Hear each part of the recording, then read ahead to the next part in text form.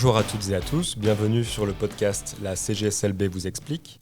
Aujourd'hui, on vous parle d'un sujet très important pour nous, syndicats, puisqu'il s'agit du droit de manifester et du droit de grève.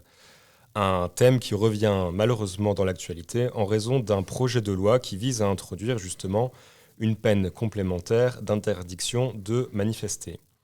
Et pour en discuter aujourd'hui, je suis avec Anthony Hochet, secrétaire interprofessionnel bruxellois. Bonjour Anthony. Bonjour Alexandre. Et avec Antigona Assage, secrétaire permanente également à Bruxelles. Bonjour Antigona. Bonjour. Et on va commencer avec toi Antigona par une question juridique. On parle du droit de grève, mais qu'en est-il concrètement dans la Constitution ? Alors la Constitution ne mentionne pas le droit de grève textuellement, stricto sensu. Par contre, il est prévu dans l'article 20 la liberté de s'associer, mais la liberté de s'associer à son sens large. Par contre, il existe suffisamment de sources de droit international et national sur lesquelles on peut s'appuyer pour le droit de grève. Par exemple, notamment, la Charte sociale européenne, ratifiée par la Belgique, qui mentionne le droit à l'action collective, c'est-à-dire le droit de grève. Et alors, quand un travailleur participe à une grève, il est donc protégé, c'est ça le droit de grève, mais il est protégé de quoi ? Eh bien, le travailleur qui est en grève, qu'il soit syndiqué ou non d'ailleurs, on ne fait pas de différence. Le droit est ouvert pour chaque habitant du Royaume de Belgique. Eh bien, celui-ci, j'ai déterminé 3 possibilités, entre guillemets, qui lui permettraient d'avoir un droit lié à ce droit de grève. Le droit de participer à la grève, lié justement à cette liberté d'association. La protection contre la discrimination, c'est-à-dire qu'ils ne peuvent pas être licenciés, sanctionnés ou discriminés à raison de leur participation à cette grève. Et enfin, l'immunité légale, c'est-à-dire qu'en fait, les travailleurs qui participeraient à une grève ne peuvent pas être suivis en justice pour des perturbations causées par la grève, tant que celle-ci, bien sûr, se déroule conformément à la loi. Et alors, nous, en tant que syndicat, on participe régulièrement à des grèves, à des manifestations. Quelles sont les étapes qui vont nous mener jusque-là ? Eh bien, il y a plusieurs étapes. En fait, personnellement, de base, en tant que secrétaire permanente, chaque secrétaire permanent a un peu sa manière de procéder et un secteur n'est pas l'autre. Néanmoins, j'estime que même si les revendications sont justifiées, la manière d'exercer le droit de grève doit toujours être proportionnée. Ça reste quelque chose qu'on doit avoir à l'esprit. C'est d'ailleurs l'une de nos 4 valeurs à la CGSLB, c'est la responsabilité. Nous devons, nous secrétaires permanents, et d'ailleurs nos délégués également, d'agir de manière responsable, avec respect et bon sens, et ce, quelle que soit la nature de nos revendications. Maintenant, effectivement, lorsqu'une situation en entreprise requiert de faire appel à la grève, c'est que nous avons épuisé toutes les formes de négociation, de discussion, de méthodologie et d'action face à l'employeur qui reste visiblement muet à nos revendications.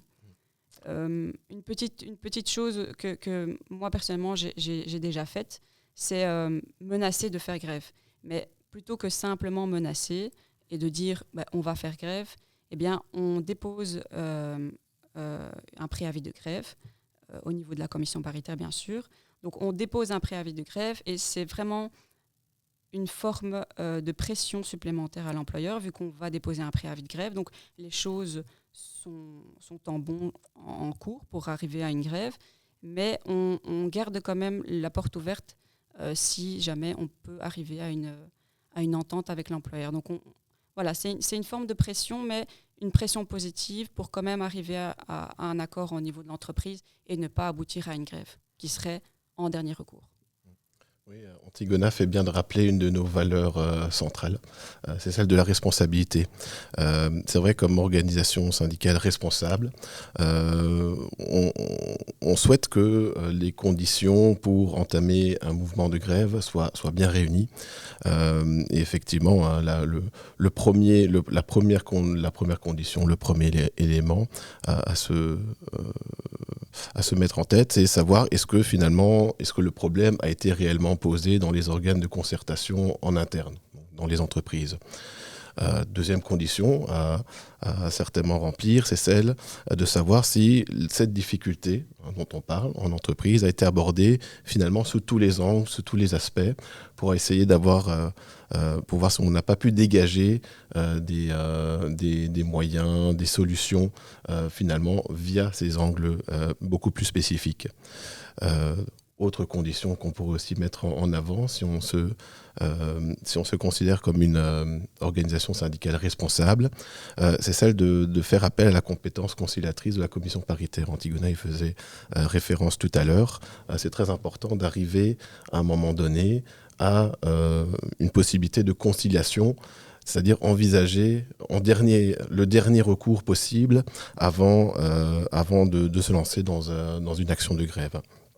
Et donc c'est finalement laisser toutes les chances possibles au dialogue avant d'entreprendre finalement des actions.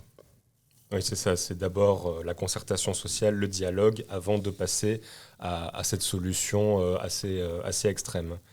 Maintenant, pour en revenir au sujet principal, qui est ce fameux projet de loi, on avait déjà fait des actions en juin dernier contre ce projet de loi. Finalement, il a été retiré, mais là, il revient un petit peu sur le devant de la scène. Concrètement, qu'est-ce qui signifie pour nous ce projet de loi ? En quoi est-ce qu'il menace le droit de manifester ou le droit de grève ? Au-delà du principe même qui est anti-syndical, la difficulté réelle sur le terrain, c'est la praticabilité de cette loi. Puisque cette loi permettrait de mettre sous le coup d'une interdiction judiciaire une personne, et donc qui n'aurait pas le droit de manifester. Concrètement, ça veut dire que les forces de l'ordre devraient trouver au milieu de milliers de personnes lors d'une manifestation nationale, c'est de retrouver une personne, d'identifier une personne pour retirer son droit d'être présent à cette manifestation. Alors, on peut se poser la question sur la praticabilité pour, disons, des personnes du commun, des kidam, mais le danger se trouve surtout au niveau des personnes qui sont connues, parce que les personnes reconnus par la société, que ce soit des militants syndicalistes, par exemple, qui passent régulièrement dans les médias. La difficulté pour ces personnes-là, c'est qu'elles sont reconnaissables. Et reconnaissables par les forces de l'ordre. Et donc, à partir du moment où ces personnes se trouvent dans un cortège et qu'elles sont sous le coup d'une interdiction judiciaire, eh bien, ça pourrait les amener finalement à une difficulté et ne pas pouvoir participer finalement et ne pas exercer le droit de grève qui est quand même un droit fondamental. Oui, c'est ça. On imagine, pour nous en tant que syndicat, on a des secrétaires permanents, des gens aussi plus haut placés qui participent un peu à toutes ces actions. Si on a cette interdiction de manifester qui les concerne, ça rend leur travail tout simplement impossible parce que voilà, c'est parfois une action à laquelle voilà, on est amené à faire. Et donc, on vous donne rendez-vous le jeudi 5 octobre pour cette manifestation justement contre cette interdiction de manifester. Ça se passera à Bruxelles, devant la Tour des Finances.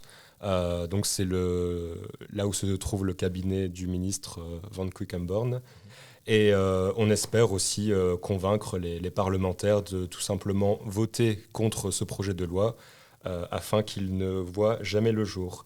Voilà, merci Anthony pour cette émission et merci Antigona. Et voilà, pour les auditeurs, je vous retrouve dans le prochain épisode de la CGSLB vous explique. À bientôt. À bientôt.